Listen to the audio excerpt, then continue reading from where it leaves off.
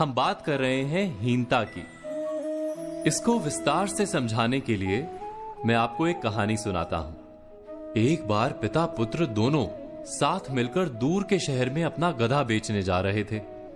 मार्ग में किसी ने कहा कि ये 3 गधों को देखो। अरे भाई, अगर गधा साथ है तो बाप और बेटा पैदल क्यों चल रहे हैं? ये सुनकर बाप ने अपने बेटे को गधे पर बिठा दिया। कुछ आगे जाकर किसी ने कहा कि कमाल का बेटा है भाई, अपने बूढ़े बाप को पैदल चला रहा है। तो बेटा गधे से उतर गया और बाप को बैठा दिया।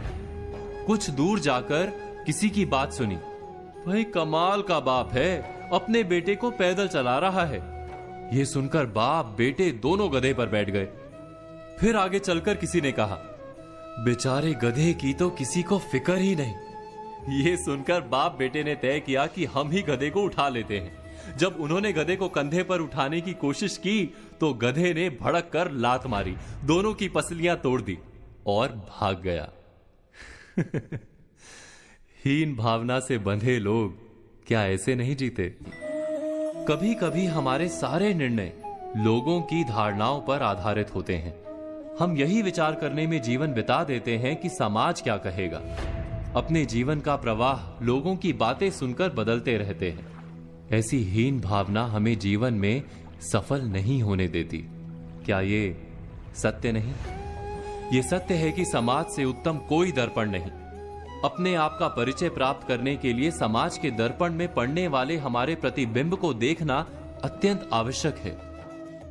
किंतु यह भी सत्य है, दर्पण की मर्यादा है कि वो उल्टा चित्र दिखाता है। समाज के दर्पण में दिखने वाले प्रतिबिंब को सीधा करके देखना आवश्यक है। इसका अर्थ क्या होता है? हीन भावना से बंधे लोग सदा ही समाज की बातों के आधार पर निर्णय करते हैं।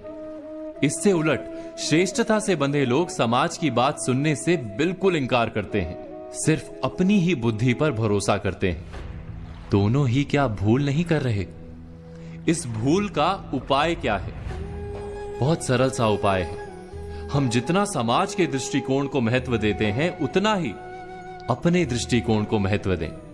अपनी शक्तियों और मर्यादाओं को जानकर आत्मविश्वास से भर जाएं। स्वयं ही हमारे निर्णय हमारे अपने होंगे और अहंकार से भरे नहीं होंगे। ना श्रेष्ठता से लाभ होता है, ना ही हीनता से लाभ होता है। सच्चे आत्मविश्वास से ही जीवन में सुख प्राप्त होता है। इस बात पर मनन, चिंतन, विचार अवश्य कीजिएगा। आज हमने बात की हीनता की और कल हम बात करेंगे श्रेष्ठता पर। तो आज कही बातों पर विचार कीजिए और कल की प्रतीक्षा कीजिए।